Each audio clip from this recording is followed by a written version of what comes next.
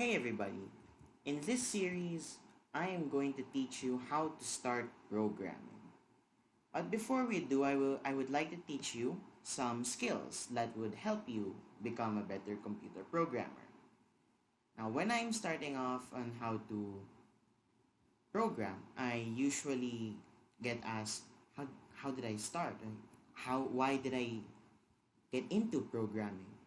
Well, long story short, my dream to become a robotics engineer really helped me in programming because programming, as most of you may know, is the backbone of every digital thing that we see, like your computer, your smartwatch, if you have a smartwatch, your cell phones. They all rely on their own sort of program. Now, what programming essentially means is that we as humans or the developers, but basically as human beings, we give a computer a set of instructions. Okay? We give a computer a set of instructions so that the computer would be able to take that in and it would perform those actions or those instructions to perfection, if not close to perfection. Okay? Now these set of I got too ahead of myself there. These set of instructions, these are called algorithms. It's a G.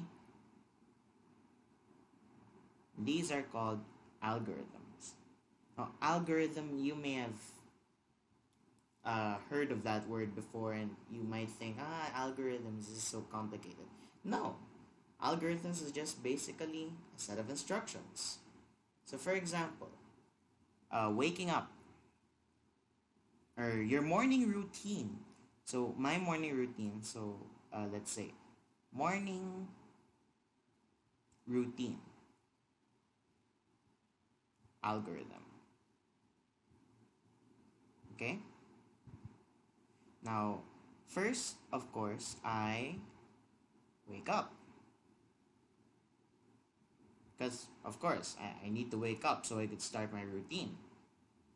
Next, I usually get out of bed.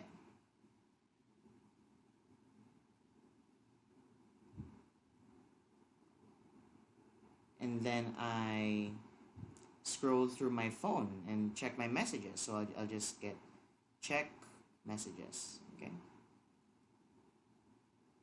Then I eat my breakfast.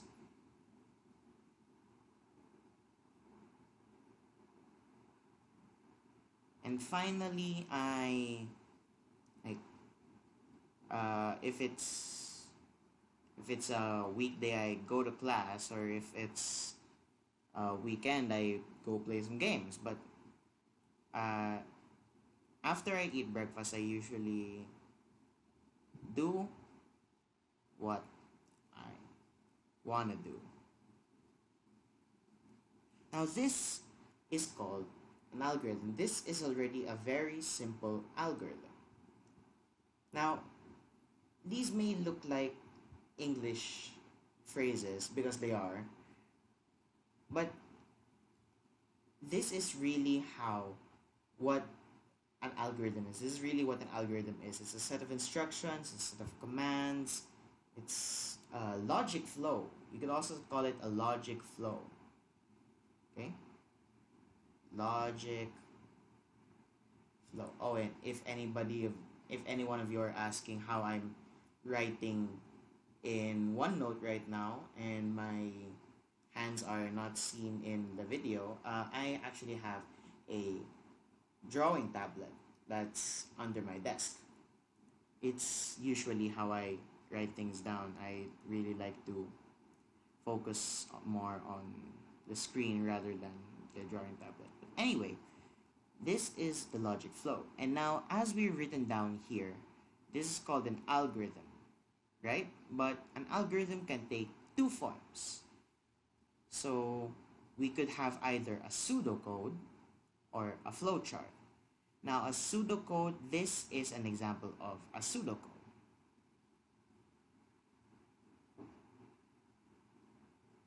Now, what does a pseudocode do? A pseudocode is basically a line per line set of instructions, or a line per line logic flow. So as you can see here, we have line per line. But normally, what the pseudocode has is it has a start before the first command, and it has an end after the last command. This is now a formal. When I say formal, I mean this is based by convention, or at least what I like to do. This is now a complete pseudocode because it has a start and end goal. Now, the other way in how to interpret or how to map out your logic flow, and that actually is also in the name, map out, you do flowcharting. Now, if pseudocode is line per line, flowcharting is a visual, graphical representation.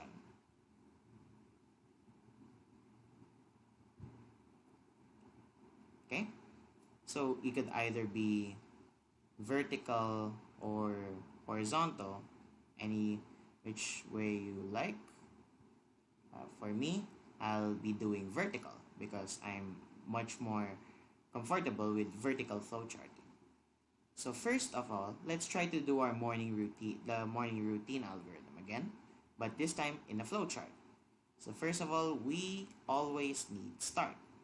Now, there are symbols in flowcharting because it's a graphical representation. The start and end points are always ovals or circular. Basically, they're round. Okay? Then we try to draw an arrow going down. Okay? So this arrow means that when I start, the next command is. So in order for us to know what the next command is, we just look at the arrowhead. Okay, so the arrowhead's pointing downwards, so the next command must be inside this box. Now the box, for those programming, for those who are already experienced in some sort of programming, this is the programming statement, or this is the command already. So for those who are beginning the program, this is what you could say is a command. Okay, so first, after we start, we of course wake up. And the next command would be, or the next statement would be to, what did I write here actually? We get out of bed. Nice, that's a very good statement. Okay, get out of bed. Okay, after getting out of bed, we check messages as far as I remember. But we saw earlier that check messages has a sort of like sub command, which is to get my phone first. So what we could do is we could do something called a sub process. So for programming, for those who are already experienced in programming, this is what we call the user-defined functions. But for all those beginners out there, this is called a sub process. So the sub process is check messages. Now the symbol for sub process is you have this box, and then there is a second set of lines inside. Okay, so that's a sub process. Now we will go into detail with sub processes later. But after we check the message, we now eat breakfast, and then I could do what I want. So eat breakfast. Again, this is another sub process because there are many steps here.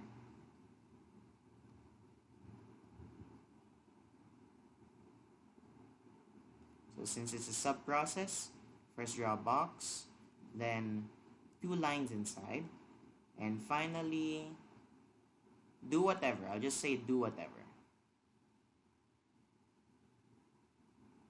And this is once again another sub-process. Now this is just for the morning routine. So we could already end this right there. And end, as we said earlier, is another oval. Okay, so that's an example of a basic morning routine flowchart. Now, let's look at these sub-processes. As I said earlier, sub-processes have a lot of steps inside them. So, let's do the check messages sub-process.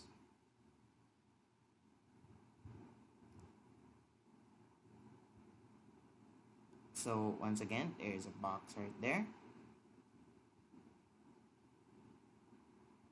Like that, two lines.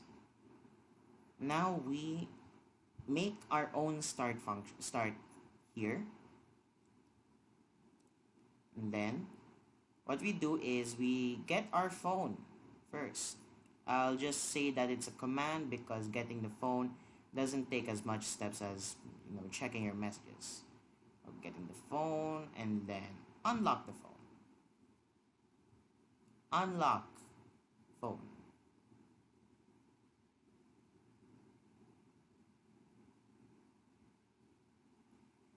So after unlocking the phone, what we do is this.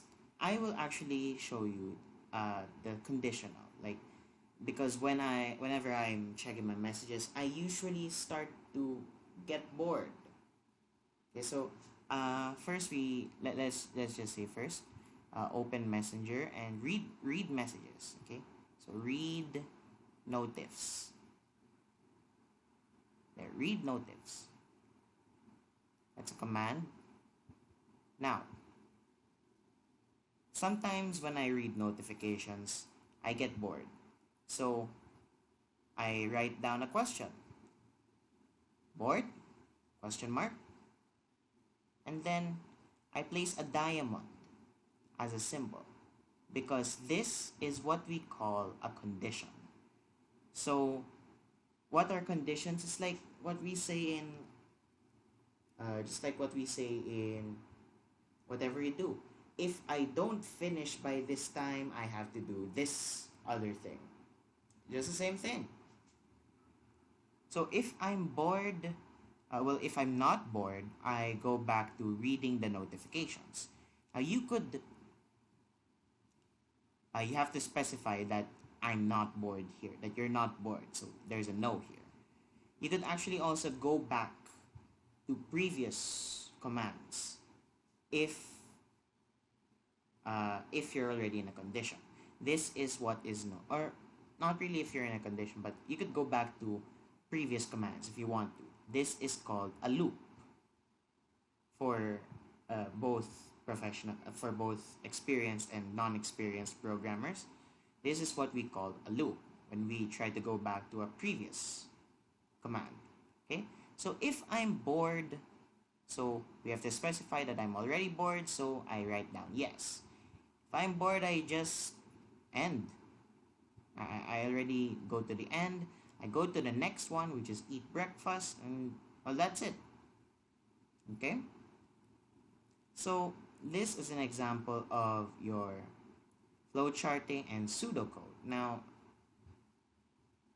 I would like you to make your own flowchart and pseudocode out of the most mundane things you could think of, like a morning routine.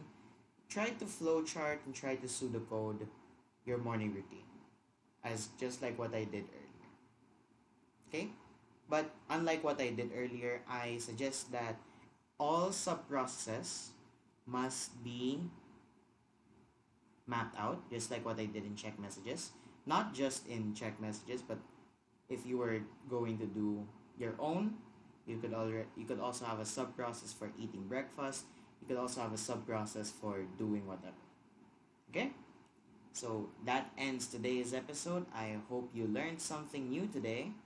And stay tuned for the next episode of Coding with Edric.